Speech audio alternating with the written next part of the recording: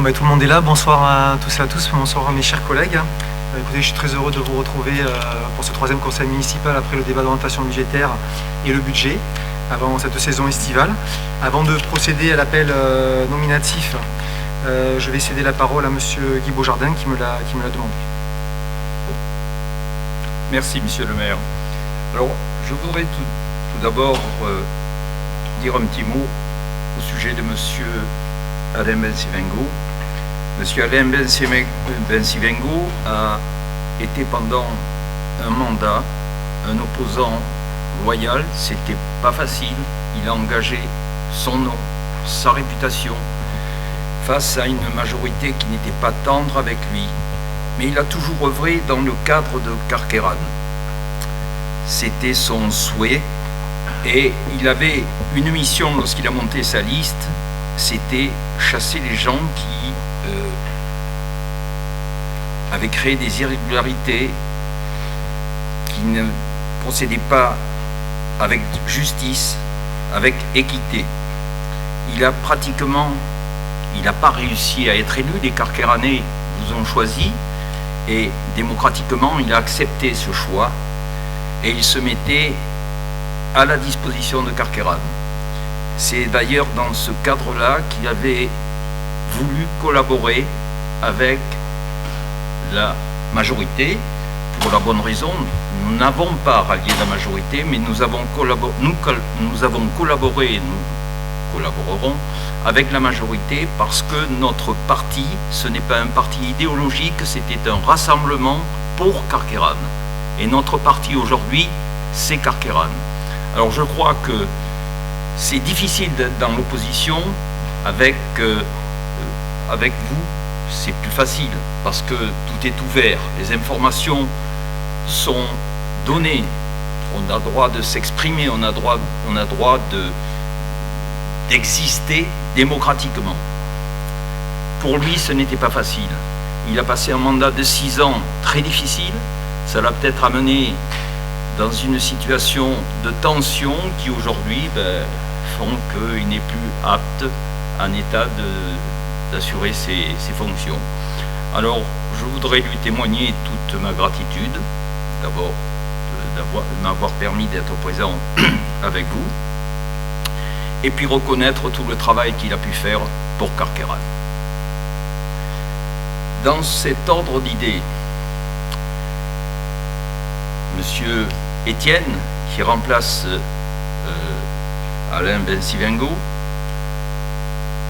dira quel est son choix, mais je pense que nous continuerons à œuvrer comme avait décidé de le faire M. Bencivengo et moi-même, avec votre majorité, tant que tout sera légal, juste, bien évidemment. Voilà. Ceux qui ne voudraient peut-être pas collaborer de cette manière choisiront, mais c'est notre choix à nous, Carqueiranne. Merci, monsieur le maire. Merci, monsieur Beaujardin. Je pense que là où on se retrouve, c'est que notre parti, nous aussi, c'est Carqueiranne. Je crois que tout le monde l'a compris depuis notre prise de fonction. Vous avez employé des termes justes, légal. Je rajouterai transparence, égalité. Écoutez, moi, concernant monsieur Bencivengo, ça a été un concurrent, en tout cas me concernant, je peux parler que pour moi. Ça a été un concurrent loyal. C'est le seul des candidats tête de liste qui m'a serré la main quand nous avons gagné, le 28 juin. Il y a 6 mois, il m'avait déjà dit effectivement qu'il avait des problèmes de santé. Écoutez, moi je lui souhaite, en tant qu'aidant, et même en tant qu'Arnaud Latil, tout simplement, c'est même pas monsieur le maire, une bonne retraite, et puis surtout une très bonne santé, parce que je crois que c'est ça le plus important aujourd'hui, c'est la santé. Et puis quand on voit la pandémie qu'il y a eu aujourd'hui, je rappelle que ces problématiques n'ont rien à voir avec ça. Donc moi je lui souhaite une bonne continuité dans sa vie personnelle et dans sa vie d'homme, tout simplement. Je suis très heureux d'accueillir monsieur Jacques Étienne, on s'était déjà rencontrés précédemment lors d'un entretien. Écoutez, j'espère que ça va bien se passer. Vous savez, vous avez vu que ma porte était ouverte, on a échangé longuement avant que vous veniez. Voilà, c'était pour d'autres problématiques. Aujourd'hui, je vais me permettre, écoutez, tout simplement de me lever, de vous remettre votre carte de conseiller municipal. Et après, si vous voulez dire un mot, je vous laisserai dire un mot.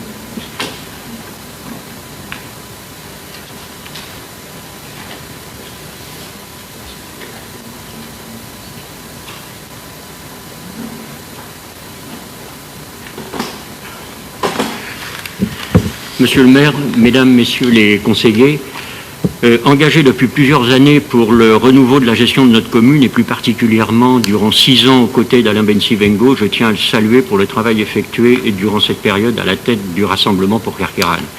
Dans la continuité de son action avec la nouvelle majorité, je souhaite, dans l'intérêt des Carqueiranais, apporter à mon tour mon soutien aux actions entreprises par cette majorité. Bien entendu, je reste très attentif, mais vous confirme, monsieur le maire, ma disponibilité pour participer au mieux et en fonction des besoins au développement de notre commune. J'ai échangé il y a quelques jours avec madame Daguet et lui ai fait part de ma décision de ne pas siéger sous l'étiquette Rassemblement pour Carqueiranne autrement, dans laquelle je ne me reconnais pas. Je vous prie donc de bien vouloir noter, si cela est possible, mon souhait de siéger en qualité d'élu indépendant. Merci de votre attention. Écoutez, monsieur Etienne, on prendra l'écho de ce que vous venez de nous dire. Et puis on espère que travailler pour l'intérêt de Carqueiranne ensemble. Voilà, c'est ce que je peux vous dire. En tout cas, moi, je suis très heureux de vous accueillir aujourd'hui. Voilà. Je vais maintenant procéder à l'appel nominatif et à la lecture des pouvoirs. Donc, madame Christine Girard. Présent. Monsieur Anthony Pizot. Présent. Madame Françoise Prignol. Présent. Monsieur Gilles Gory. Présent. Madame Catherine Vangelisti. Présent. Monsieur Christophe Fioretti. Présent. Madame Monique Faugu, a donné pouvoir à monsieur Molinari. Monsieur Laurent Pasquini, madame Laurence Meslar, monsieur Antoine Faugu a donné pouvoir à monsieur Schiavo, madame Manon Fauconnier, monsieur Benoît Collin, madame Nicole Reynaud, monsieur Christian Schiavo, madame Sylvie Pourtier, monsieur Victor Buisson, madame Vanessa Bernard, monsieur Hervé Morin m'a donné pouvoir à moi-même, madame Christine Laborne, monsieur Michael Molinari, madame Christelle Fitzner, monsieur André Oceda, monsieur Patrick Sanson, madame Marjorie Pouchois, monsieur Guy Daguet a donné pouvoir à monsieur Oceda, monsieur Guy Beaujardin, madame Catherine Daguet et monsieur Jacques Etienne. Donc je déclare donc le quorum atteint, je déclare donc la séance ouverte et je désigne donc madame Girard comme secrétaire de séance et je lui donne lecture du compte-rendu du 30 mars dernier. Bonsoir à toutes et à tous. Alors, compte-rendu de la séance du 30 mars 2021. Étaient présents M. Arnaud Latil, Mme Christine Girard, M. Anthony Pizot, Mme Françoise Prignol, M. Gilles Gory, Mme Catherine Vangelisti, M.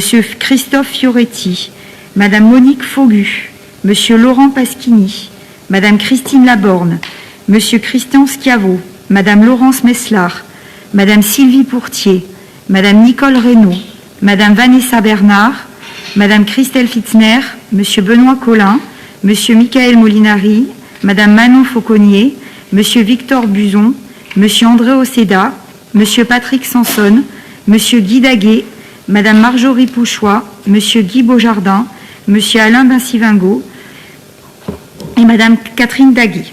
Avaient donné procuration Monsieur Antoine Faugu à Madame Monique Faugu, Monsieur Hervé Morin à Monsieur Arnaud Latil. Après avoir procédé à l'appel des conseillers municipaux, Monsieur Arnaud Latil, maire en exercice, ouvre la séance à 18h02. Adoption du procès-verbal. Vote la majorité avec 28 voix pour et 1 voix contre. Madame Catherine Daguet. Élection des représentants de la commune au syndicat des communes du littoral varois. Élection de Monsieur Antoine Faugu. Point numéro 2. Autorisation de signer la convention de mutualisation du service Vaguemestre. Vote à l'unanimité. Point numéro 3. Autorisation de signer la convention d'utilisation du réseau Radio Tétra et les équipements terminaux associés de la métropole TPM. Vote à l'unanimité. Point numéro 4. Approbation des conditions de transfert et de mise à disposition relatives aux agents dans le cadre des compétences transférées à la métropole. Vote à l'unanimité. Point numéro 5. Autorisation de mise à disposition d'un fonctionnaire du CCAS auprès de la commune de Carqueiranne. Vote à l'unanimité. Point numéro 6. Aménagement du tableau des effectifs du personnel communal par la création et suppression d'emplois. Vote à l'unanimité. Point numéro 7. Indemnité horaire pour travail normal de nuit. Vote à l'unanimité. Point numéro 8. Indemnité horaire pour travail du dimanche et des jours fériés. Vote à l'unanimité. Point numéro 9. Autorisation de signer la convention de mise à disposition à titre précaire et révocable des locaux et équipements du tennis club du parc. Vote à l'unanimité. Point numéro 10. Approbation du règlement intérieur du service transport scolaire. Vote à l'unanimité. Point numéro 11. Approbation du règlement intérieur du fonctionnement du service multi-accueil collectif, la maison municipale de la petite enfance. Vote à l'unanimité. Point numéro 12. Fixation et approbation de la durée d'exploitation des concessions des plages artificielles, pénaux et naturelles du Pradon. Vote à l'unanimité. Point numéro 13. Autorisation de signer la convention de partenariat financier à intervenir avec le Carqueiranne Var Basket. Majorité avec 28 voix pour et une abstention, Madame Catherine Daguet. Point numéro 14. Autorisation de signer la convention de partenariat financier à intervenir avec l'Union sportive Carqueiranne-Lacros. Vote majorité avec 28 voix pour et une abstention, Madame Catherine Daguet. Point numéro 15. Autorisation de signer la convention de partenariat financier à intervenir avec le rugby club hier Carqueiranne-Lacros. Vote à la majorité avec 28 voix pour et une abstention, Madame Catherine Daguet. Point numéro 16. Approbation du compte de gestion du comptable pour le budget annexe du service extérieur des pompes funèbres. Exercice 2020. Vote à l'unanimité. Approbation du compte de gestion du comptable pour le budget annexe La Trélette 2. Exercice 2020. Vote à l'unanimité. Point numéro 18. Approbation du compte de gestion du comptable pour le budget annexe de la ZAC. Exercice 2020. Vote à l'unanimité. Point numéro 19. Approbation du compte de gestion du comptable pour le budget annexe du port, exercice 2020. Vote à l'unanimité. Point numéro 20. Approbation du compte de gestion du comptable pour le budget principal de la commune, exercice 2020. Vote à l'unanimité. Point numéro 21. Désignation d'un président de séance. Vote à l'unanimité. Point numéro 22. Approbation du compte administratif du budget annexe de la Trélette 2, exercice 2020. Vote à l'unanimité. Point numéro 23. Approbation du compte administratif du budget annexe de la ZAC, exercice 2020. Vote à l'unanimité. Point numéro 25. Approbation du compte administratif du budget annexe du port, exercice 2020. Vote à l'unanimité. Point numéro 26. Approbation du compte administratif du budget principal de la commune, exercice 2020. Vote à l'unanimité.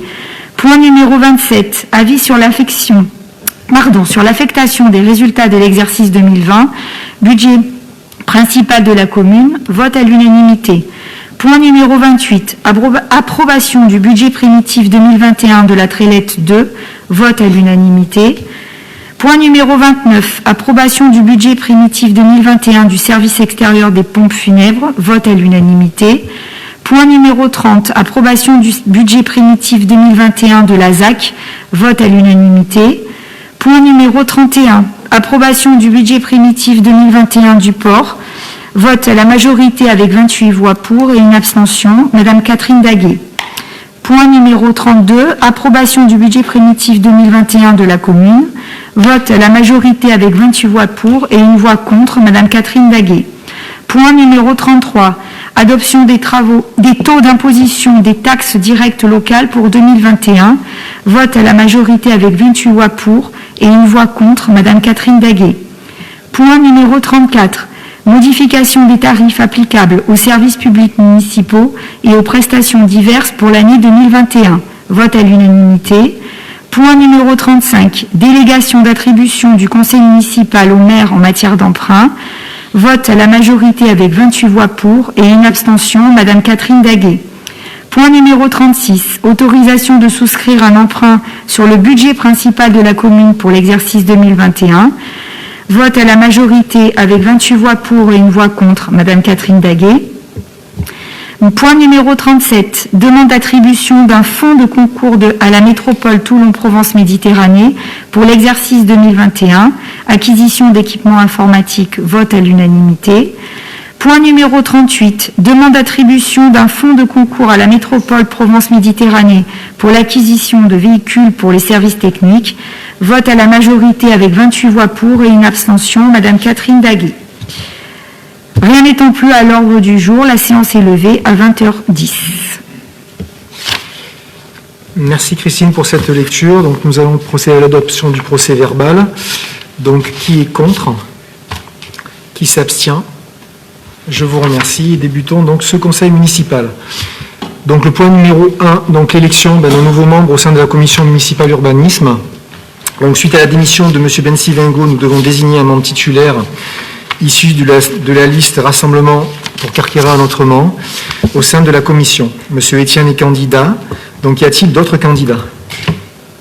Oui, Mme Daguet. Monsieur le maire, je voudrais prendre la parole, je vous remercie de me la donner.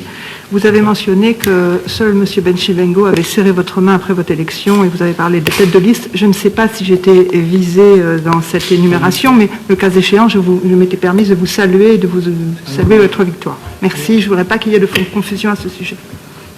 Très bien. Maintenant, vous n'étiez pas visé. Voilà.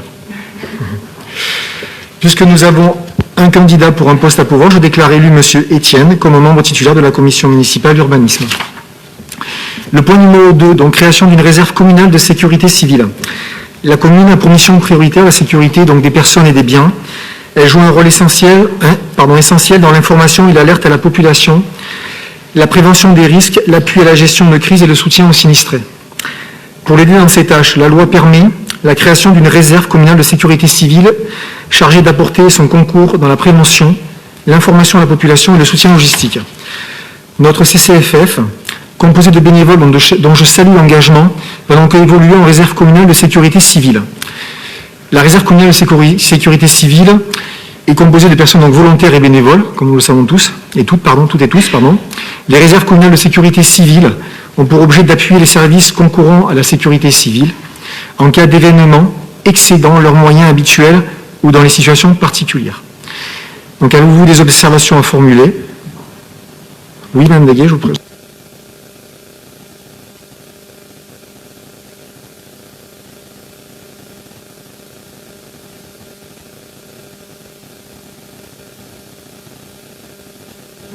Alors, il n'y a absolument pas de surcoût.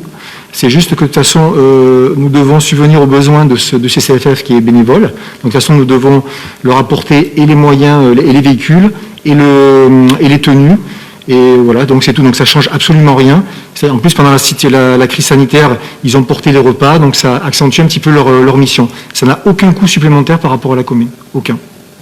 Voilà.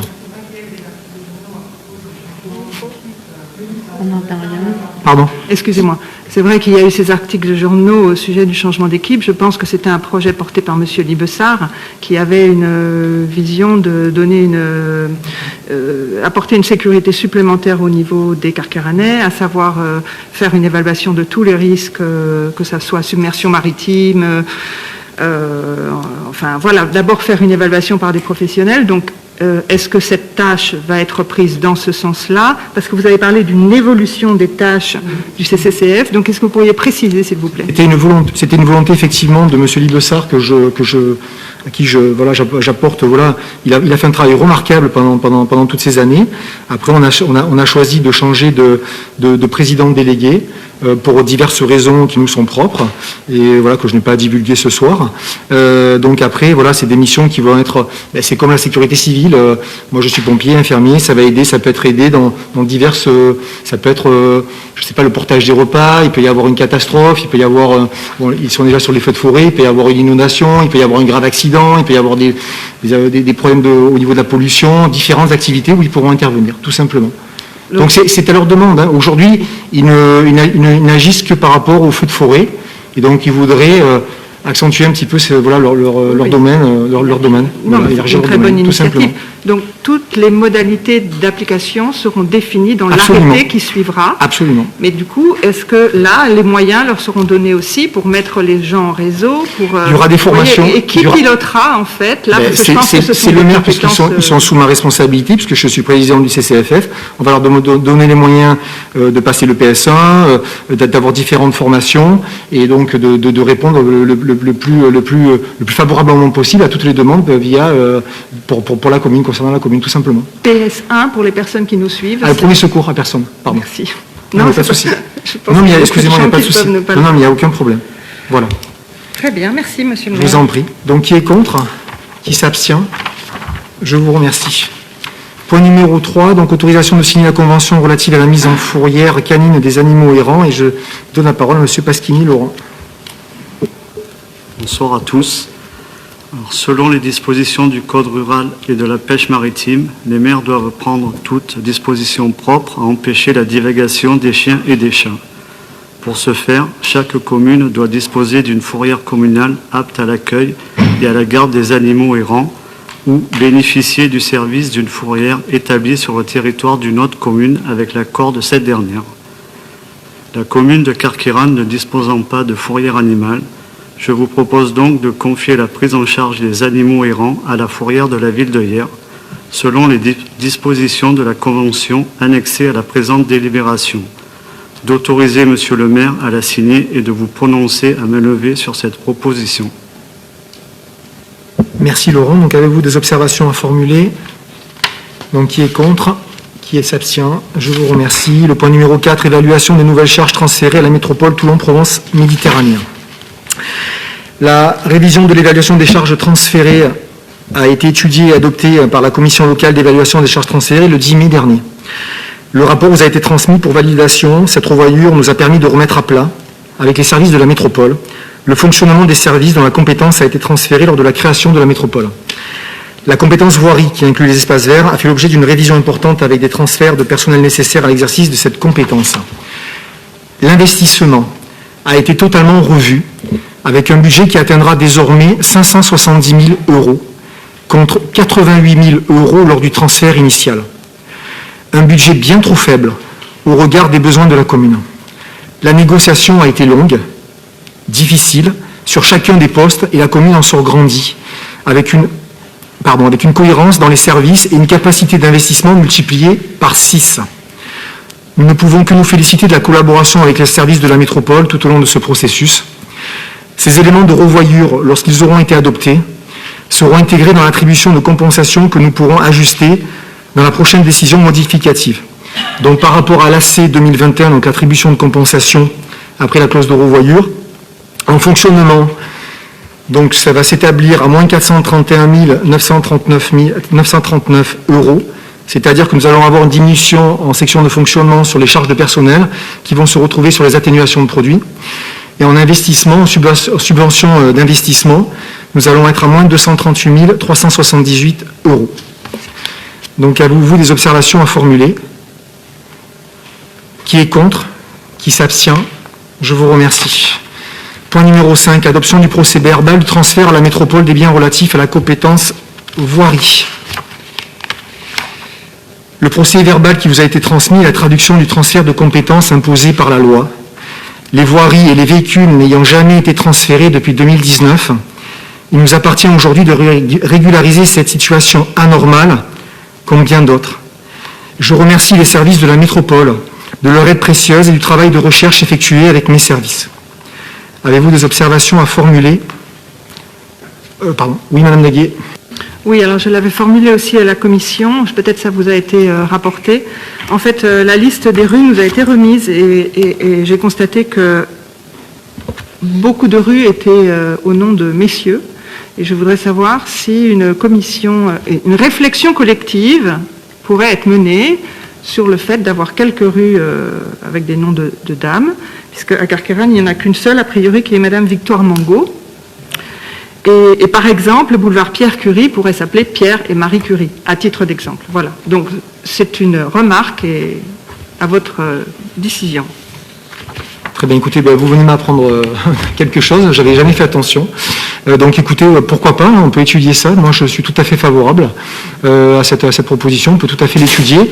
Et du coup, on s'est renseigné, effectivement, donc ces compétences méritent. Donc ces compétences, donc ça sera par rapport à nous.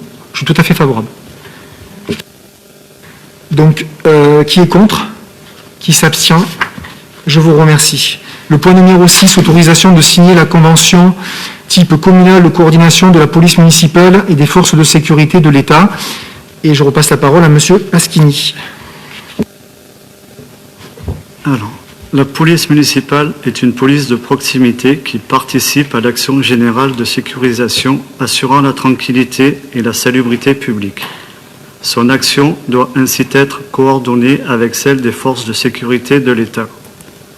La convention qui vous a été adressée prévoit la répartition des missions et des tâches et apporte des précisions sur les horaires, les effectifs et l'armement du service de police municipale de Carqueiranne. Merci Laurent. Avez-vous des observations à formuler?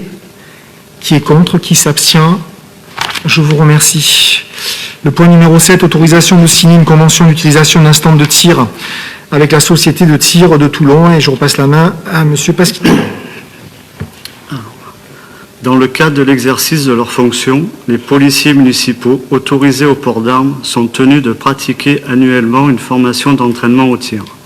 Celle-ci comprend au moins 2 séances par an organisées par le CNFPT avec la présence d'un formateur. Afin que cette formation obligatoire puisse être dispensée aux policiers municipaux de la collectivité, il convient de signer une convention avec un centre de tir localisé à proximité et possédant des installations homologuées. La Société de tir de Toulon, association, homologuée de type loi 1901, dont le siège social est situé à la Garde, remplit ces conditions. La redevance annuelle forfaitaire est de 100 € par agent. Merci Laurent. Avez-vous des observations à formuler? Qui est contre? Qui s'abstient? Je vous remercie. Point numéro 8, création du marché des producteurs et artisans locaux. Donc nous avons déjà organisé ce nouveau marché des producteurs locaux dans le cadre d'une phase de test. La formule est très concluante et appréciée par les Carqueiranais et les 34 producteurs qui ont partagé l'expérience. 22 sont Carqueiranais et 12 viennent des communes limitrophes. Devant ce succès, je vous propose tout simplement de créer officiellement ce nouveau rendez-vous hebdomadaire. Avez-vous des observations à formuler? Oui, Madame Daguet. Oui, Monsieur le maire. Donc, samedi... Ah, vas-y.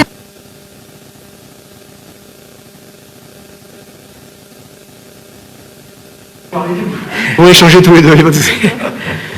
Oui, nous souhaitons qu'il y ait une charte et un cahier des charges qui soit mis en place avec les producteurs pour qu'on ait la certitude que les produits soient bien issus de la zone définie.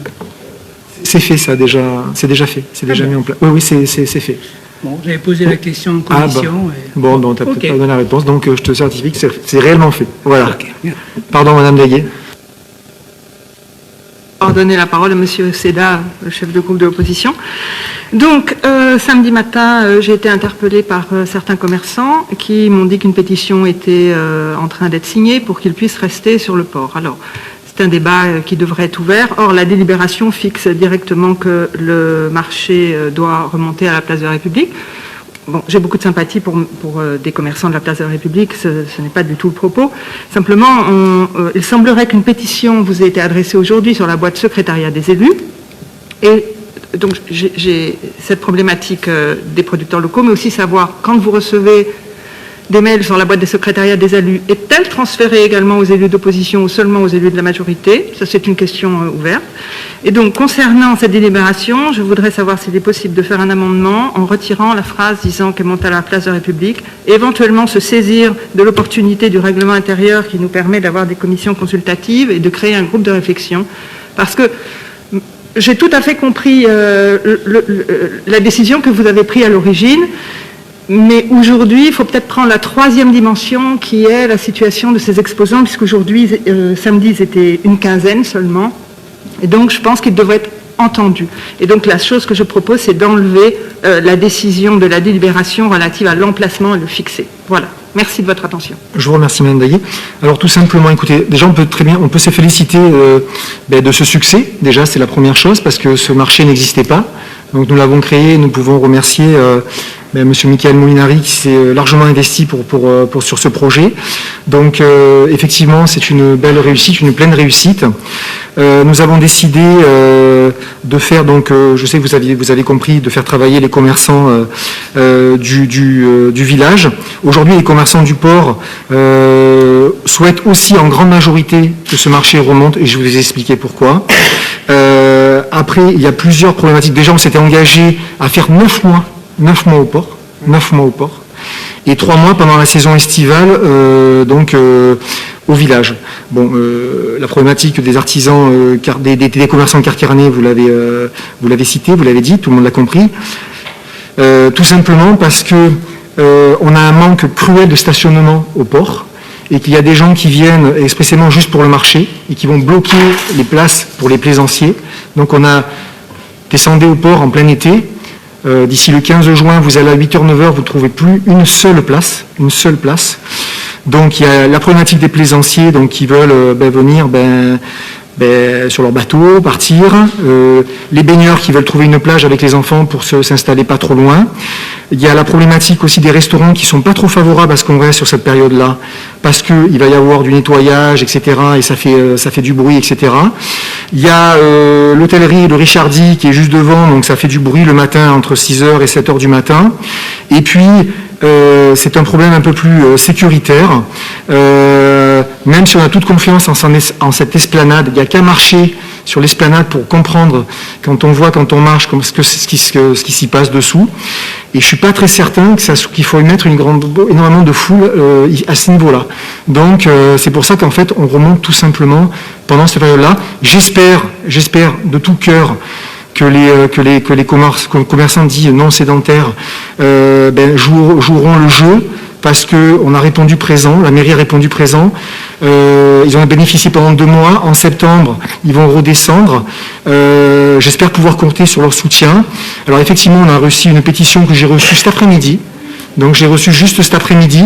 J'ai bien conscience de tout ça. Mais vous savez, quand on occupe aujourd'hui ma fonction, il y a toujours cette notion d'équilibre. Et je pense que le meilleur équilibre, c'était de faire ça. Donc j'espère tout simplement, effectivement, si le commerçant ne joue pas le jeu et qu'il ne monte pas, c'est dommageable, c'est sûr que c'est voué à l'échec concernant le village. Je tiens juste à dire que quand même, au niveau du village, il y a quand même presque 1000 résidents, 1000 administrés qui sont là, et que j'espère qu'ils joueront le jeu.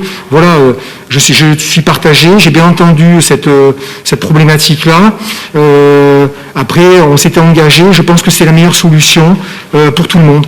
Mais des fois, il n'y a pas de bonne solution, on essaie de prendre la meilleure, tout simplement. Voilà, c'est juste ça que je voulais vous dire. Voilà. Alors, excusez-moi, j'ai du mal à formuler mes phrases parfois. Entendez bien que là, je suis le porte-voix aussi d'une demande qui m'a été formulée. Et que moi, j'ai tout à fait compris, et que si j'avais été, je me permets de dire que si j'avais été à votre place, j'aurais pris certainement les mêmes décisions. Donc, ceci dit, là, j'avais demandé à faire une demande d'amendement. Alors, pour la bonne forme, est-ce qu'on pourrait passer au vote ma proposition sans la phrase, et chacun est libre de voter, et ensuite passer sur votre délibération avec la phrase que le marché remonte à la place de la République. Mettre des amendements à toutes les... je pense qu'on vote. Alors, c'est la tout première simplement, fois que je on vote demande sur cette un délibération, le amendement, conseil mais- municipal vote, c'est pour 3 mois. Je pense qu'on ne va pas mettre des amendements à chaque fois. Écoutez, moi, je suis pas très favorable. Il y a un conseil municipal qui a été élu. On va voter. Moi, je suis pour cette délibération-là. Après, non, je ne suis pas favorable. Voilà. S'il vous plaît, Monsieur Sanson, est-ce que je pourrais vous interpeller sur le droit des propositions d'amendement des élus minoritaires ?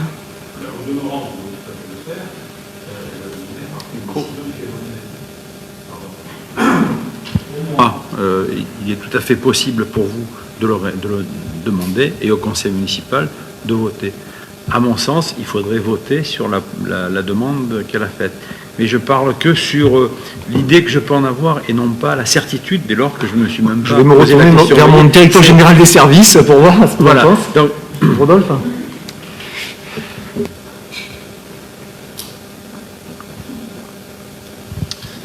Oui, Oui, monsieur le maire, vous pouvez décider de voter l'amendement qui a été formulé par Madame Daguet et passer ensuite au vote sur la délibération. Mais c'est vous qui décidez parce que vous avez la police de l'Assemblée, donc si vous décidez de ne pas retenir l'amendement, vous pouvez tout à fait le faire aussi. Ah oui, moi je pense que c'est ça, mais pour ma part, comme je vous dis... Monsieur Sanson, moi je veux bien vous faire confiance, il n'y a pas de souci, vous êtes un juriste. Si vous voulez, on passe au vote, donc moi il n'y a pas de problème, je suis là pour Carqueiranne. On va passer au vote pour l'amendement de Madame Daguet. Donc qui est pour l'amendement de Madame Daguet? Allez-y, je vous en prie. Allez. Et puis moi je passerai au vote.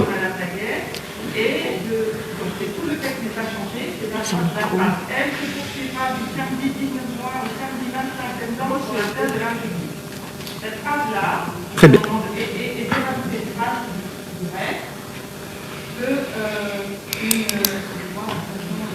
L'idée, c'est que ça serait quand même que vous me les fassiez parvenir avant, comme ça, on peut y travailler. Non, mais là, pour la prochaine fois. Pour la prochaine fois. S'il y a une prochaine fois, comme ça, on le fait. Comme ça, c'est plus clair.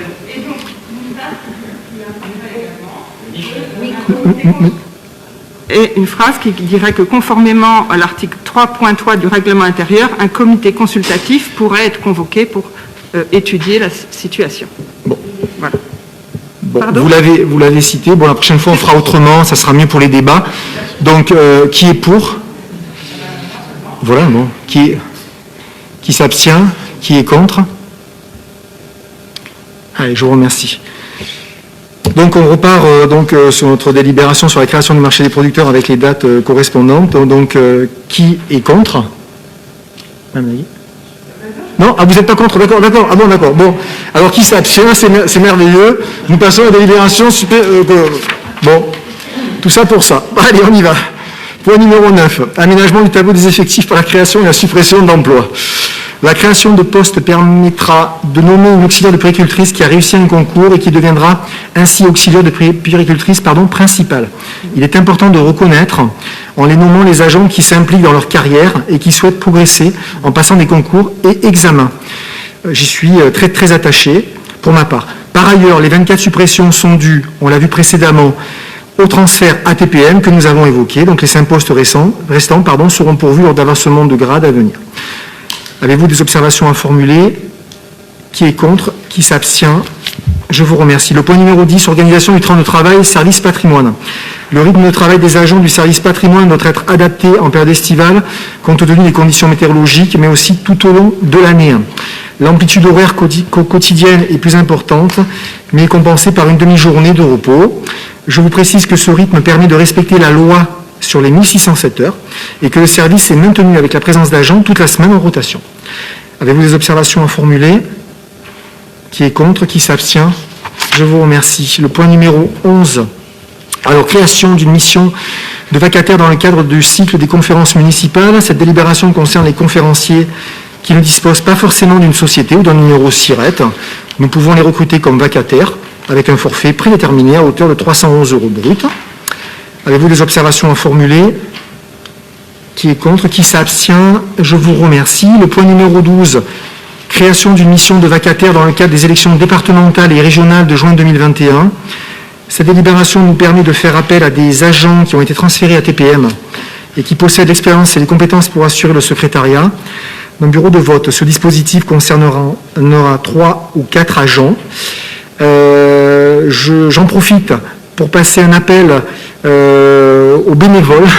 On a besoin d'assesseurs pour les dates des 20 et 27 juin prochain dans les cadres des élections départementales et régionales où nous aurons 20 bureaux de vote. Donc il nous faut beaucoup de monde, donc beaucoup d'assesseurs. Donc voilà, j'en profite via les réseaux sociaux de passer cet appel. Donc avez-vous des observations à formuler?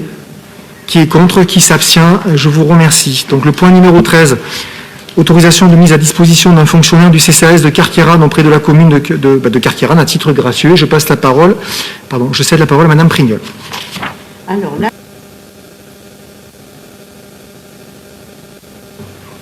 la période estivale de surveillance des plages que la ville de Carqueiranne organise exige des moyens spécifiques pour assurer la sécurité du public. Pour y satisfaire, il est proposé de faire appel à un fonctionnaire ayant les compétences requises et présent au sein du CCAS de Carqueiranne, pour la ou les durées nécessaires via une mise à disposition du personnel. La mise à disposition est la situation du fonctionnaire qui demeure dans son cadre d'emploi et continue à percevoir la rémunération correspondante, mais qui exerce ses fonctions hors du service qu'il a vocation à servir. La mise à disposition est possible entre les collectivités territoriales et leur établissement public. Si le conseil municipal doit être saisi afin d'autoriser Monsieur le maire à signer avec le CCAS de Carqueiranne une convention de mise à disposition d'un fonctionnaire du CCAS titulaire de compétences particulières auprès de la commune de Carqueiranne. La convention précisera, conformément à l'article 4 du décret 2008-580 du 18 juin 2008, les conditions de mise à disposition, le fonctionnaire intéressé et notamment la nature et le niveau hiérarchique des emplois et les modalités de contrôle et d'évaluation de ses activités. L'accord écrit de l'agent mis à disposition y sera annexé. Merci Françoise. Je précise que l'agent concerné n'est pas prévu en début de saison dans le dispositif de surveillance des plages à sa demande. Elle n'interviendra qu'en cas de nécessité et d'absence prolongée d'un surveillant de baignade, parce que la sécurité, bien sûr, est notre priorité, la priorité de tous. Avez-vous des observations à formuler? Qui est contre? Qui s'abstient? Je vous remercie. Modalité d'attribution de repas... Pardon, le point numéro 14, excusez-moi. Modalité d'attribution de repas au personnel municipal. Les agents qui doivent prendre leur repas sur le lieu de travail en raison des contraintes horaires du service se voient proposer un repas confectionné par la cuisine centrale au prix de 2,90 €.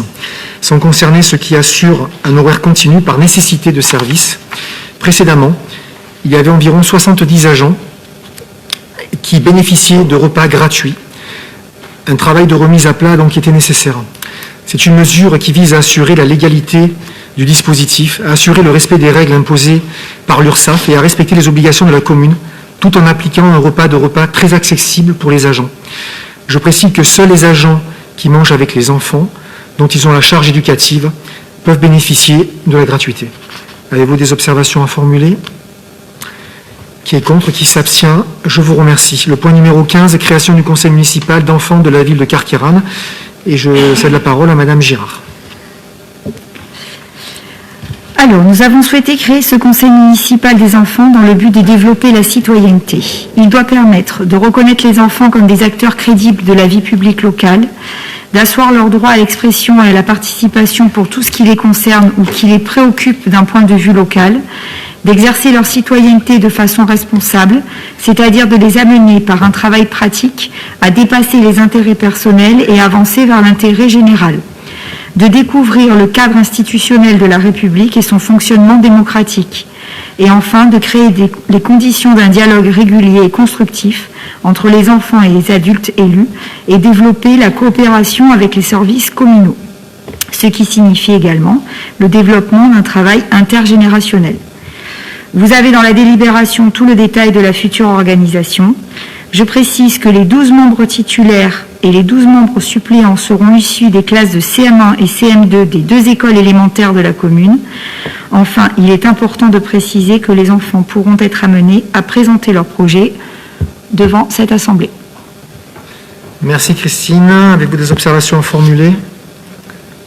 Madame Daguet, je vous en prie. Alors, on m'a demandé, et là malheureusement je n'ai pas lu le temps de cette délibération, qui animait les commissions de travail thématiques. Alors justement, ça sera mis en place dès le mois de septembre. Les élus animeront ces commissions, aidés par des animateurs de la commune, et il y aura une référente qui chapeautera tout ça, qui sera une employée municipale. Alors on m'a demandé aussi de suggérer alors d'abord de saluer que c'était une excellente initiative et que c'était peut-être le moment de suggérer la mise en place de commissions extra-municipales, et également on m'a souligné que tant un article du CGCT et aussi le règlement intérieur parlait de la commission communale pour l'accessibilité aux personnes âgées et je n'ai pas vu qu'elle avait été constituée. Peut-être que ça a été fait. Voilà, on m'a demandé aussi de porter ce point-là ici. Merci beaucoup. Très bien. Tu veux... Non, c'est bon. Bon, déjà, on travaille sur tous les domaines. Vous avez vu que depuis notre prise de fonction, on n'arrête pas. Donc, on reprend tout du sol au plafond. Hein. Vous avez vu encore dernièrement les 70 repas que j'ai découverts. Hein. C'est parce que je l'avais pas découvert avant, sinon j'aurais pris la délibération bien avant. Donc, pour les commissions, c'était des commissions extra. Et... Qu'est-ce que vous entendez par extra-municipal? C'est-à-dire...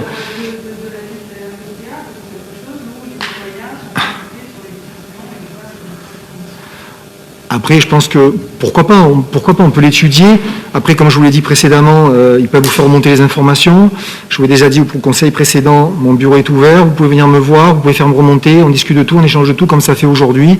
Et voilà, donc après, on peut réfléchir. Mais aujourd'hui, on est dans l'urgence, on part au plus pressé. Et Dieu sait qu'on s'attelle et qu'on travaille, mais c'est pourquoi pas y réfléchir dans l'avenir à ces commissions. Voilà. Monsieur Etienne. Oui, nous avions dans ce programme au Rassemblement pour Carqueiranne émis cette hypothèse dans un cadre très précis et exceptionnel, sur des points importants et avec effectivement des Carqueiranais qui pouvaient apporter leurs compétences ou leur expérience sur un dossier bien précis et encore une fois de manière tout à fait exceptionnelle. Après, moi, vous le savez, tout ce qui peut faire avancer pour Carqueiranne, j'y suis favorable. Donc pourquoi pas l'étudier ensemble, on voit un petit peu les modalités, il n'y a aucun souci là-dessus, aucun. Merci Monsieur le maire. En revanche, la commission communale pour l'accessibilité aux personnes handicapées, c'est une obligation légale pour les communes de plus de 5000. Donc là... Et je reviens sur ce que je vous ai dit précédemment, excusez-moi de vous couper la parole. Vous savez qu'aujourd'hui, on a été une situation très compliquée, on travaille beaucoup, on ne peut pas tout reprendre en un an.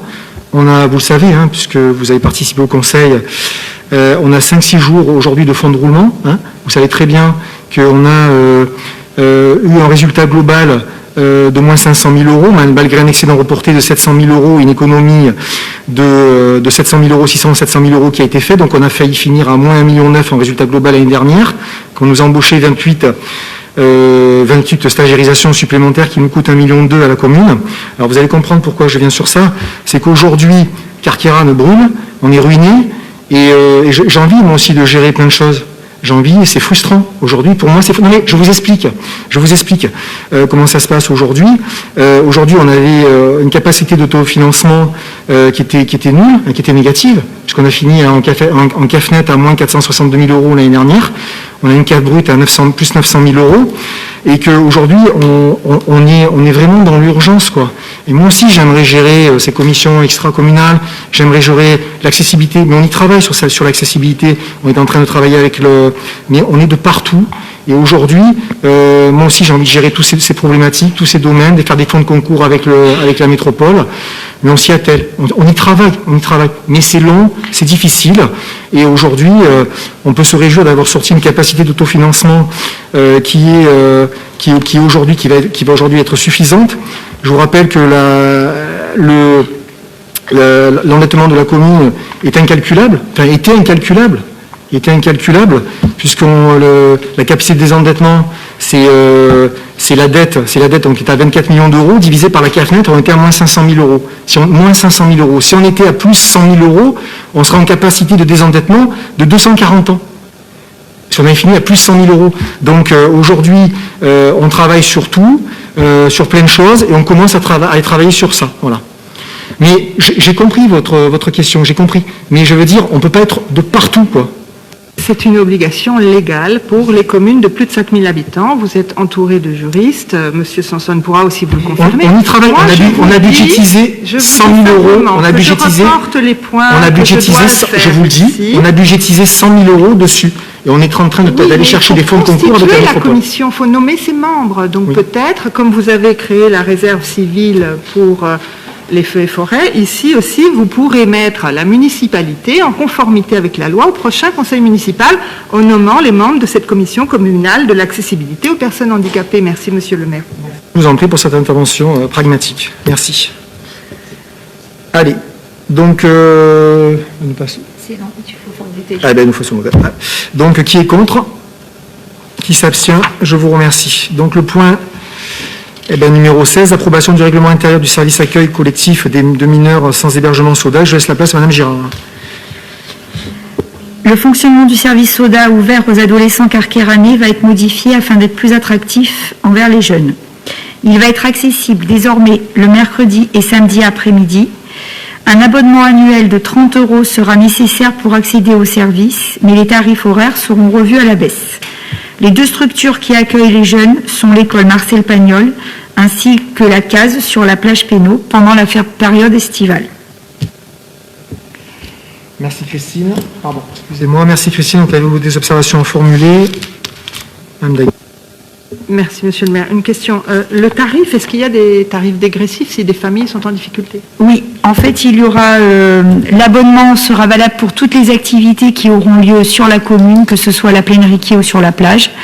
Par contre, toutes les propositions qui seront payantes, il y aura un tarif dégressif allant de la prise en charge de la commune de 30 à 70%. Voilà. Merci Christine pour ces précisions. Donc qui est contre? Qui s'abstient? Je vous remercie. On passe au point numéro 17, aide aux jeunes carkéranais pour l'obtention du brevet d'aptitude aux fonctions d'animateur. Et de nouveau Madame Girard. Alors, pour répondre à l'accroissement ponctuel des besoins d'encadrement des deux établissements d'accueil de mineurs sans hébergement, GRAC et SODA, la commune fait appel chaque année lors des vacances scolaires à des animateurs saisonniers titulaires du brevet d'aptitude aux fonctions d'animateur, le BAFA. Pour permettre aux jeunes carkéranais de postuler plus aisément à ces emplois saisonniers, Carqueiranne organise une session de formation dans ses murs, en partenariat avec l'Institut méditerranéen du sport, de l'animation et du tourisme, via une convention qui encadre la mise à disposition des locaux municipaux. La capacité d'accueil de cette formation est de 20 jeunes. Le coût total des 3 modules de formation est de 350 € par stagiaire.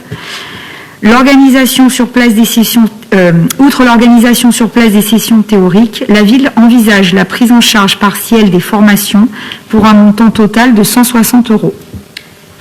Merci Christine. Avez-vous des observations à formuler?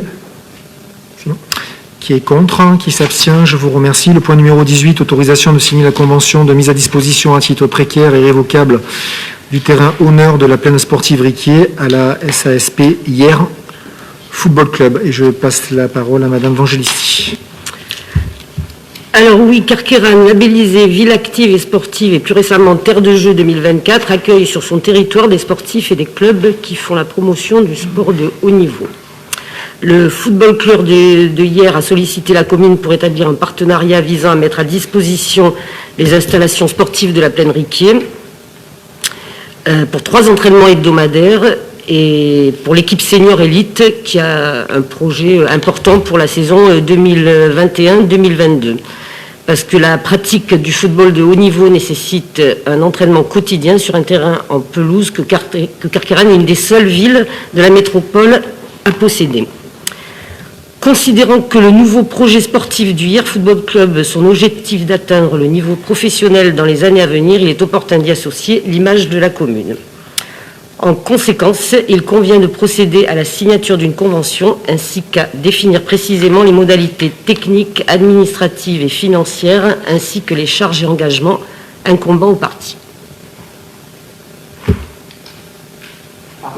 Merci Catherine. Donc cette convention répond donc à notre vision de solidarité métropolitaine et a été conclue en concertation du maire de Hyères, Jean-Pierre Girand. J'ajoute que le prix fixé prend en compte l'ensemble des charges qui découlent de cette mise à disposition et notamment les frais liés au nettoyage et à l'entretien de la pelouse. Avez-vous des observations à formuler? Qui est contre? Qui s'abstient? Je vous remercie. Le point numéro 19, autorisation de signer la convention de partenariat avec la Chambre d'agriculture du Var pour la mise en place d'une zone agricole protégée. Et je cède la parole à Monsieur Pizot. Oui, bonsoir à toutes et à tous. Donc le conseil municipal a décidé la mise à l'étude d'une zone agricole protégée, ZAP, afin de protéger les espaces agricoles et sécuriser à long terme la vocation agricole de ces terres. Pour cela, il est envisagé de s'appuyer sur l'expertise de la Chambre d'agriculture du Var, afin d'avoir une connaissance fine du territoire, mais également d'identifier les moyens d'action pour préserver le foncier agricole, de créer des synergies entre les projets portés par la commune et la profession agricole. Une base de données la plus exhaustive possible sera constituée et permettra d'enclencher à terme des actions opérationnelles. Cette étude permettra d'aboutir à la mise en place d'une zone agricole protégée sur le territoire de la commune. La Chambre d'agriculture du Var a proposé à la commune de Carqueiranne de définir des modalités de coopération pour mener à bien toutes les démarches et les programmes d'action en faveur de l'agriculture. Les missions d'assistance sont définies dans la convention de partenariat s'y annexée. Elles concernent principalement la réalisation du diagnostic agricole du territoire, l'identification du potentiel foncier en friche, l'élaboration de propositions d'intervention foncière et projets agricoles, l'accompagnement de la commune lors de l'élaboration de la démarche de mise en œuvre de la ZAP. Le coût total de cette mission est de 12 992 €. Toutefois, en raison de l'intérêt agricole de cette intervention qui vise à préserver le foncier à vocation agricole et à mettre en place un outil innovant, la Chambre d'agriculture du Var cofinance ces études à hauteur d'un montant de 1 299,20 €. Le montant à la charge de la commune, donc, s'arrondit à 11 600 €. Afin de réduire le coût à la charge de la commune, nous déposerons dans les plus brefs délais un dossier de subvention auprès de la région Sud-PACA qui soutient financièrement ces conventions à hauteur de 40% maximum. Je vous demande donc de donner autorisation à Monsieur le maire de signer cette convention. Merci Anthony. Je vous donne la parole. Merci, monsieur le maire. Mes chers collègues, une petite réflexion s'agissant de la Chambre d'agriculture. Je l'ai faite lors de la commission urbanisme. Il s'agit de la Chambre d'agriculture du Var. Donc il serait peut-être judicieux que des agriculteurs carqueiranais, avec une approche carqueiranaise, je dirais du terrain, du foncier, participent. Parce que l'intérêt peut-être départemental n'est pas nécessairement le même que l'intérêt carqueiranais. C'est la raison pour laquelle je pense qu'il faudrait qu'on insiste auprès de la Chambre d'agriculture pour que les Carqueiranais participent. Alors c'est ce qui sera fait, parce que comme on en a discuté, c'est en plusieurs étapes. Donc la première, c'est le diagnostic. Le diagnostic qui normalement sera lancé entre septembre et octobre pour une fin de diagnostic entre février et mars. Et puis après, on vient donc en second temps la concertation avec les professionnels, donc pas les propriétaires fonciers, mais vraiment les professionnels du secteur, avec une réunion de lancement et de présentation du dispositif et des questionnaires disponibles tout au long du processus en mairie.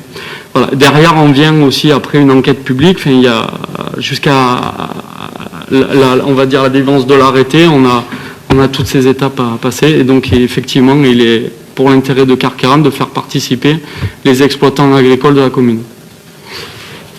Excusez-moi, j'aurais une autre petite réflexion. Dès lors que la mission urbanisme de la commune est une mission, je dirais, réduite, notamment par le passé et l'avis conforme de la préfecture, en plus étant dans la métropole, avons-nous qualité pour signer ce genre de convention, ou est-ce que c'est à la métropole de le faire avec le soutien de la mairie? On n'en a pas parlé l'autre jour, je viens d'y penser à l'instant, c'est pour ça que je n'en ai pas parlé l'autre jour. Alors, il est vrai qu'avant d'arriver à cette délibération, on y a beaucoup travaillé. Il y a eu d'ailleurs de grandes réflexions, car comme j'ai pu vous le dire, on a l'autorisation de signer cette convention. Mais de deux, le gros des problèmes, c'était de savoir est-ce que pouvons-nous réaliser cette ZAP en étant RNU, notre règlement national d'urbanisme. Ben oui, mais c'était compliqué pour la préfecture, la Chambre d'agriculture du Var, parce qu'on sera la première commune de France où RNU voilà, exactement. Donc c'est pour ça que c'était un peu nouveau pour eux. Il a fallu qu'ils clenchent un peu, et derrière, voilà pourquoi on en est arrivé là aujourd'hui. Merci. Je vous en prie. Merci Anthony. Donc qui est contre? Qui s'abstient? Je vous remercie.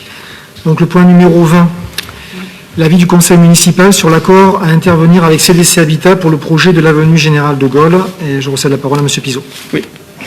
CDC Habitat Social est propriétaire depuis 2018 des parcelles cadastrées section AX 378, 379, 413, 414, 415 et la 416, sur lesquelles elle avait établi un projet de construction de 50 logements collectifs avenue du Général de Gaulle.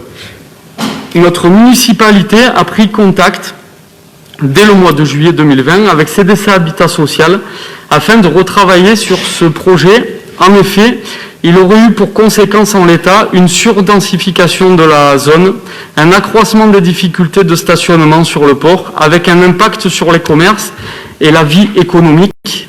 On en revient un peu avec ce que tu as dit tout à l'heure sur le port. Il aurait également privé la municipalité d'un accès facilité au Grand Valat en vue de la création d'un bassin de décantation des sédiments nécessaires à l'avenir de la zone portuaire. Après plusieurs rencontres entre les différentes parties intervenantes au projet, en présence notamment de Monsieur le Préfet du Var, la commune a trouvé un accord avec CDC Habitat Social consistant en la réduction du projet à la réalisation de 24 logements locatifs sociaux et stationnement au sous-sol sur le terrain composé des parcelles AX 413, 414, 415 et 416, qui sont les parcelles situées au nord. La cession par CDCHS à la commune de l'autre terrain composé des parcelles AX 378 et 379 au prix maximum de 642 000 € TTC augmente des frais de démolition et de maîtrise d'œuvres supportés par CDCHS pour un montant de 158 000 €, soit un total de 800 000 € TTC. L'octroi par la commune du subvention d'équilibre à CDCHS pour un montant de 1 400 000 € pour le nouveau projet de construction de 24 logements sociaux locatifs. Merci Anthony. Donc, les réunions à ce sujet ont été longues et difficiles, mais nous avons tenu bon pour Carqueiranne. La négociation s'est terminée avec ce que nous voulions, à savoir le rachat du terrain d'Imalo Sénat à un prix presque coûtant et qui restera dans le foncier communal. Et une subvention de 1,4 million d'euros pour l'équilibre du projet, ramené, comme l'a dit Anthony, à 24 logements, mais qui sera déduit des futurs prélèvements SRU. Il a fallu négocier jusqu'au dernier jour pour passer d'un coût total de 2 634 000 € à 2 200 000 €, avec le coût du terrain largement revu à la baisse. Presque un an de tractation pendant lesquels il a fallu argumenter et se défendre. Un véritable rapport de force. Je remercie bien sûr la préfecture, le PFPACA, CDC Habitat qui ont compris notre volonté, notre problématique, nos décisions, nos choix politiques. Un an de lutte pour les différents projets. La Pointe-Penaud, avec l'arrêt de l'hôtel de 80 chambres sur Nobel Restanque, l'arrêt des différentes OAP, opérations d'aménagement programmées, au vote. Je le rappelle, 400 logements à Marcel-Pagnol, des logements sociaux qui étaient prévus au-dessus de la cour de récréation, toute la montée du Caneba à la Benoîte, la préservation de notre patrimoine, de notre histoire, de nos biens, de nos terres, bref, de notre environnement est primordial. D'autres combats, bien sûr, nous attendent, notamment l'attribution des logements sociaux aux bénéficiaires carqueiranais, sujet pour lequel nous travaillons déjà avec la préfecture et les bailleurs sociaux. Décisionnaires, il faut l'être, et nous serons hyper vigilants. La volonté de ne rien lâcher des dirigeants reste notre quotidien. Je vous précise qu'il s'agit aujourd'hui de donner un accord de principe à ce dispositif et que nous approuverons lors d'une prochaine séance les différents documents détaillant les aspects principaux que nous venons d'évoquer, notamment un protocole transactionnel entre les deux parties. Avez-vous des observations à formuler? Oui, Madame Daguet. Oui, merci Monsieur le maire. Je vais être sûr de bien comprendre. Donc, sur les parcelles 378 et 379, ce sera la zone qui sera réservée au bassin de décantation. D'accord. D'accord. Et donc, les 24 logements, ce seront tous de l'accession à la, du logement social, les 24 logements. Il est stipulé aussi des stationnements en sous-sol. Donc, ce seront des stationnements pour les logements où il y aura une partie de stationnement privé, de public pour les Carqueiranais. Et si oui, combien de places et est-ce que ce sera payant ou pas? Merci. Alors, non, donc aujourd'hui, c'est 24 logements sociaux avec donc une nappe souterraine effectivement de 24 places. Alors moi, ma position est d'en demander autant normalement que de l'accession libre. Sur ce terrain, il manque de place avec 24 logements, donc ce sera 24 places. Et sur les parcelles, donc 378, 379, donc c'est là qu'il y aura le parking municipal, et dans un avenir, je l'espère proche, le bassin aussi de décantation dans le Grand Valat, si on a bien entendu toutes les autorisations de la DTM, la police de l'eau et compagnie. Donc aujourd'hui, voilà, c'est la création d'un parking public sur ces parcelles-là, 378, 379. Parking plus bassin. Parking plus bassin. Donc combien de places de parking sur cette zone? On n'a pas encore analysé exactement, parce qu'on n'a pas projeté exactement le projet du parking, combien on pourrait faire de places sur ce parking public. On espère une 50aine.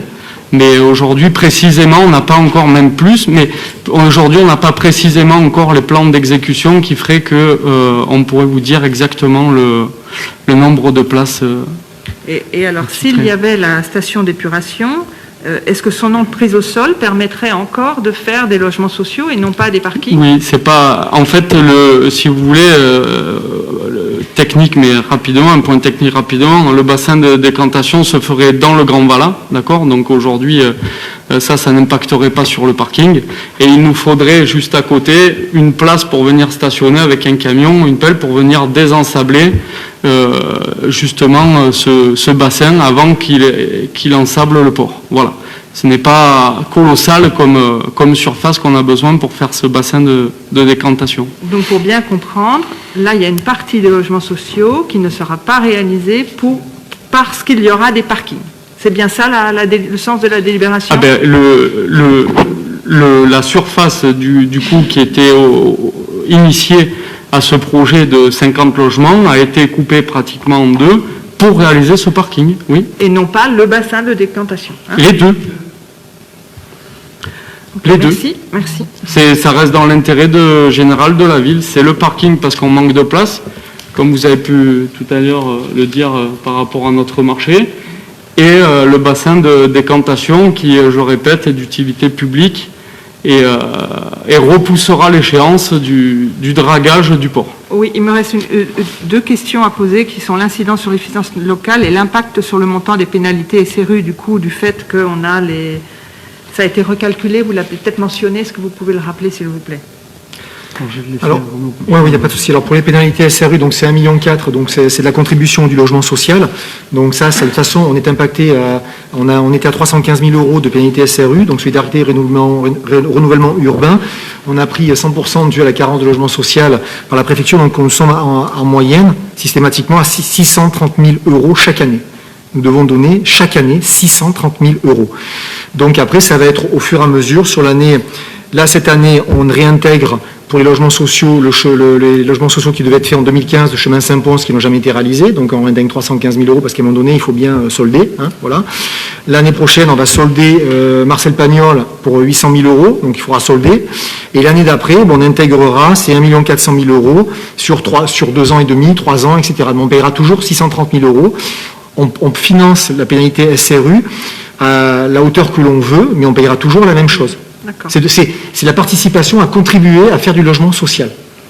Je ne sais pas si j'ai été clair. Enfin, pour moi, c'est clair. En attendant, c'est clair. Après, je pourrais vous réexpliquer. Bien. Merci, monsieur le maire. Non, il n'y a pas de souci. Donc, qui est contre? Qui s'abstient? Je vous remercie. Pardon. Ah oui, d'accord. Non, j'avais bien noté que vous étiez contre. Enfin, je pense que ça a été noté. Voilà, d'accord. Qui s'abstient? Je vous remercie. Point numéro 22, création de 6 postes d'amarrage destinés aux associations. Je cède la parole à M. Pizot. Pardon, j'ai sauté une délibération. Alors je me suis trompé, excusez-moi. Point numéro 21, création de 4 postes d'amarrage destinés à des professionnels. Alors, afin de soutenir l'activité dans le port des Salettes, il convient de réserver 4 postes d'amarrage, donc maximum, permettant à des professionnels du nautisme d'exercer leur métier tout au long de l'année. La redevance appliquée à ces postes est identique à celle des postes de permanents. Je vous propose en conséquence d'approuver la création de ces 4 postes réservés et de vous prononcer à main levée sur cette proposition. Merci Anthony. Donc avez-vous des observations à formuler? Donc qui est contre, qui s'abstient? Je vous remercie. On passe au point numéro donc 22. Excusez-moi. Création de 6 postes d'amarrage destinés aux associations. Et je recède la parole à M. Pizot. Afin de soutenir et d'accompagner au mieux les associations liées à la sécurité et au nautisme dans leur rôle d'intérêt général, il convient de créer 6 postes d'amarrage dans le port des Salettes. La création de ces postes permettra, en matière de redevance, une minoration ou une exonération des tarifs au regard de ceux appliqués à l'ensemble des plaisanciers. La redevance de chaque poste d'amarrage attribué aux associations sera donc définie de la manière suivante. Pour la Société nationale de sauvetage en mer, donc la SNSM, un poste d'amarrage exonéré. Pour le club nautique des Salettes, 2 postes d'amarrage exonérés 10 mois sur 12 et onéreux au tarif passager en juillet et en août. Un poste d'amarrage exonéré 9 mois sur 12 et onéreux au tarif passager en juin, juillet et en août. Un poste d'amarrage destiné à la sécurité lors des manifestations nautiques exonéré. Pour le centre de plongée Carqueiranais, un poste d'amarrage dont le tarif correspondra à 40% du tarif permanent. Merci Anthony. Avez-vous des observations à formuler? Monsieur Sanson. L'observation, dès lors qu'on permet à 40% d'exonération au centre de plongée Carqueiranais, ne pensez-vous pas que par rapport aux professionnels et aux 4 postes de professionnels qui vont payer le tarif permanent, il y ait une différence d'équité? C'est une association. C'est une association, donc c'est vrai que on y a pensé, mais ça reste une association, travail de Carqueiranne, de plongée, et normalement à non-but lucratif. Donc il est vrai que c'est pour ça, d'où cette exonération. Je vous en prie. Merci Anthony. Donc qui est contre? Qui s'abstient? Je vous remercie. Donc le point numéro 23, autorisation d'ouvrir, malheureusement j'allais dire, une ligne de trésorerie. Je cède la parole à M. Goury. Bonsoir à toutes et à tous. Alors afin de faire face à un besoin ponctuel de disponibilité, la commune peut avoir besoin d'utiliser une ligne de trésorerie. Cet outil financier, désormais complété par des moyens de gestion informatisés, permet à la direction des finances de gérer les flux au quotidien en fonction des besoins avérés de trésorerie. Les programmes d'investissement importants engagés par la commune chaque année peuvent nécessiter le recours à cette ligne de trésorerie. En effet, ces projets sont largement soutenus par nos partenaires, par l'octroi de subventions et de fonds de concours, et il peut exister un décalage de quelques semaines entre le décaissement des fonds et le versement des subventions ou fonds de concours alloués. Le montant mobilisable correspond à la somme éventuelle des lignes de trésorerie contractées, la commune pouvant solliciter des partenaires financiers un contrat initial d'un montant maximum inférieur, tout en se réservant la possibilité de souscrire des contrats ultérieurs en cas de besoin.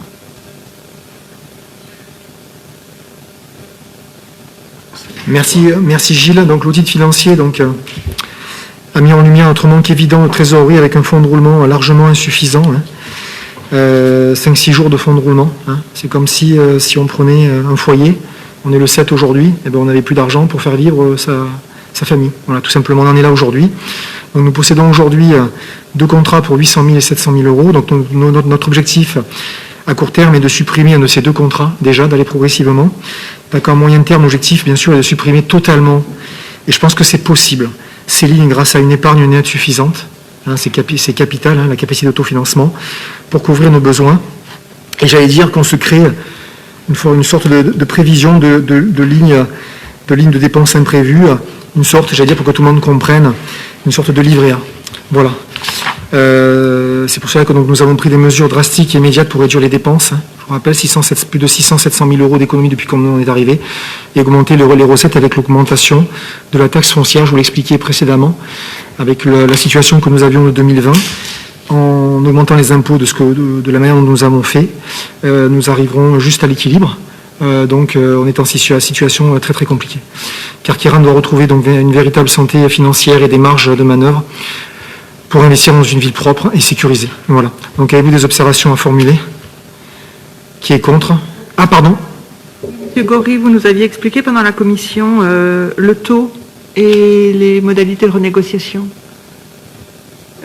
J'avais noté que le taux serait environ de 0,4%. Sur la ligne de trésorerie, hein, on est bien Oui, sur ça. oui, c'est les tout à notes fait. que j'avais C'est prises. le montant, pour faire un petit rappel, sur l'année 2019, le montant de la commission était de 5 000 euros sur 1,5 million, et en 2020 de 4 000 euros. Donc on est à peu près parti sur 2021 Donc, sur les mêmes... Voilà, juste pour information, vous aviez indiqué que ce serait renégociable chaque année et que c'était un contrat annuel, en fait. C'est juste? Merci, monsieur Gros. Merci. Donc, qui est contre? Qui s'abstient? Je vous remercie. Donc, le point numéro 24, décision modificative numéro 1 du budget principal de la commune. Et je repasse la main à monsieur Goury.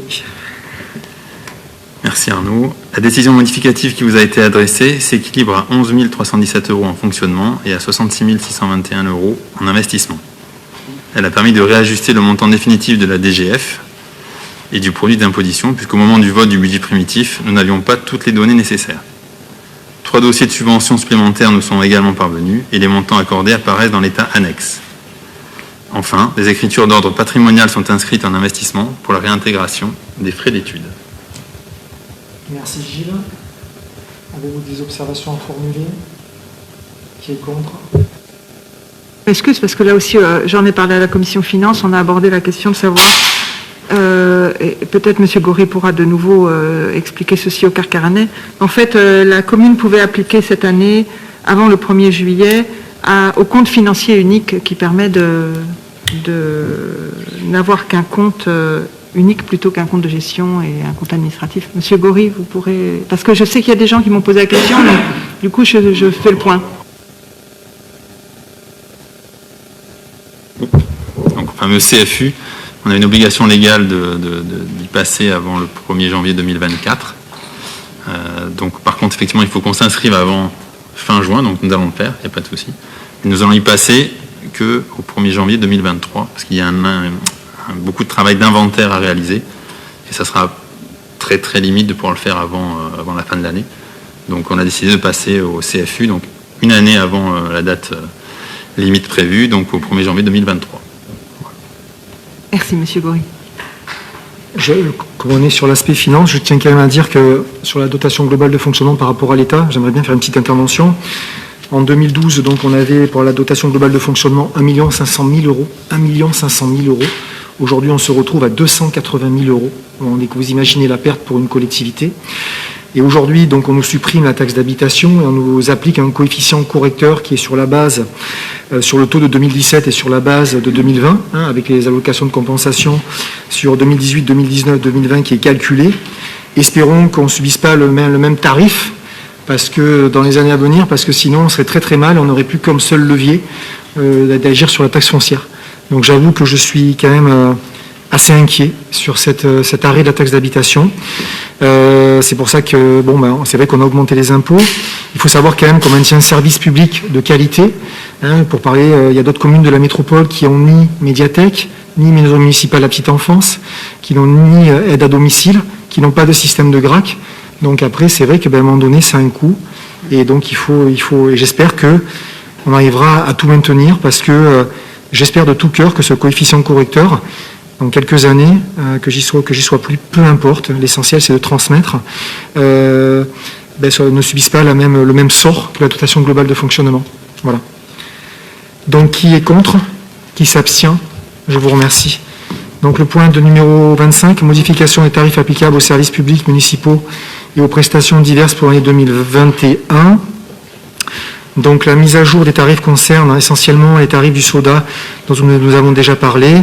Les tarifs de fourrière automobile ont été ajustés sur les montants maximum fixés par le gouvernement. Donc avez-vous des observations à formuler? Donc qui est contre? Qui s'abstient? Je vous remercie.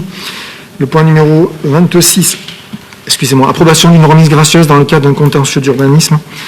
L'administré concerné a fait une demande de remise gracieuse de sa condamnation par le tribunal administratif à payer une amende de 2 000 euros au titre d'un contentieux d'urbanisme.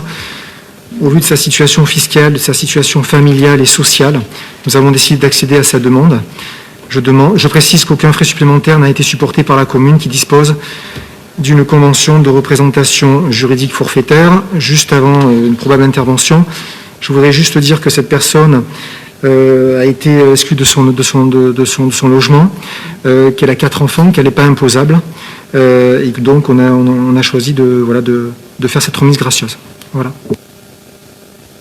Donc, avez-vous des observations à formuler?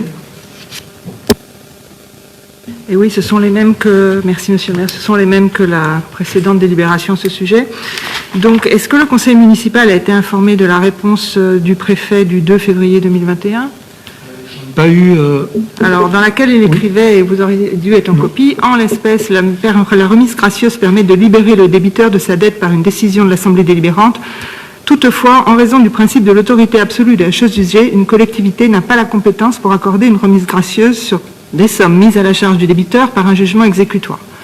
Donc, vous savez que j'ai été au tribunal administratif pour cette délibération, sur base de la réponse du préfet. Donc, voilà. Donc, je ne sais pas ce que M. Sanson aussi peut dire à ce sujet, et s'il a un avis sur la question, il pourra permettre d'éclairer le conseil municipal. Si je peux répondre à M. Sanson, si jamais il doit intervenir, c'est une question éthique, c'est une question d'aidant. Je vous comprends. Je comprends la décision du tribunal administratif, mais à un moment donné, moi je suis là pour aider les gens, je suis un aidant, ça ne coûte rien à la commune. La situation précaire de cette personne, qui n'est pas imposable, voilà, qui doit quitter son appartement très rapidement et qui a 4 enfants, en catastrophe, voilà, je suis désolé, mais moi, à un moment donné, je prends cette décision, je l'assume, mais je comprends, hein, je comprends, ça m'a... J'ai quand même beaucoup réfléchi à cette problématique-là, ce que vous dites, ce que vous faites remonter, etc. Bon, c'est votre libre choix d'être allé au tribunal administratif. Ça, c'est moi, j'ai ce rôle d'aidant. Je sais pas, je n'ai pas à juger. Moi, voilà, je renonce en rien à cette délibération. Et si on doit encore aller au tribunal administratif, eh ben, nous irons encore. Voilà, moi, c'est le sens de mon engagement pour Carqueiranne, et je me sens pas de. Cette dame a besoin d'aide. C'est très problématique. Mais encore une fois, je l'entends, je peux l'entendre, mais je ne suis pas fabriqué comme ça, je suis là pour aider les gens et je vais l'aider. Après, Monsieur le maire, chers collègues, non, juste, il y a d'une part le droit, et après il y a à côté du droit l'appréciation qu'on peut avoir d'une situation et le risque que l'on peut engager. Dans la mesure où le conseil municipal s'engage dans un cadre humanitaire, je ne vois pas le préfet, au titre du contrôle de légalité, venir nous quereller parce que nous aurions pris cette position. Je ne vois pas non plus un Carqueiranais qui saisirait le tribunal parce qu'il aurait quasiment aucune chance d'aboutir et de réussir. Donc nous le faisons. Moi je suis tout à fait d'accord pour le faire. Et en ce qui concerne la décision et le droit, c'est vrai, ce qu'elle dit, elle a tout à fait raison. Mais pour autant, pour ma part, j'approuve et j'approuverai bien entendu par le vote. Merci. Monsieur Etienne, pardon. Je peux parler au nom de Guy également, nous approuvons complètement cette décision. Donc qui est contre? Qui s'abstient? Je vous remercie. Donc le point numéro 27, demande d'attribution d'un fonds de concours à la métropole Toulon-Provence-Méditerranée pour les travaux de rénovation énergétique des toitures de l'école Jules Ferry. Donc nous sollicitons la métropole à hauteur de 51 752 € correspondant à 20% du coût prévisionnel de la réfection de la toiture de l'école Jules Ferry. Cette opération d'un montant estimé est de 258 761 € hors taxe entre dans le cadre de la rénovation énergétique des bâtiments municipaux. Je précise que nous avons déjà sollicité l'État pour ce dossier dans le cadre de la dotation de soutien France Relance. Le coût net final à la charge de la commune sera de 51 753 € à condition d'obtenir de tous nos partenaires des subventions à hauteur des montants demandés. Enfin, s'agissant bien sûr d'une école, je précise que les travaux ne pourront être réalisés que pendant l'été 2022. Donc, avez-vous des observations? Excusez-moi, c'est un peu difficile. Des observations à formuler. Qui est contre? Qui s'abstient? Je vous remercie. Donc, communication des décisions. Vous avez été destinataire des décisions prises depuis le dernier conseil municipal. Donc, avez-vous des questions, des interrogations quelconques? Bon, écoutez, rien n'étant plus à l'ordre du jour, je clôt la séance et je vous remercie. Je vous souhaite de passer de très très bonnes vacances.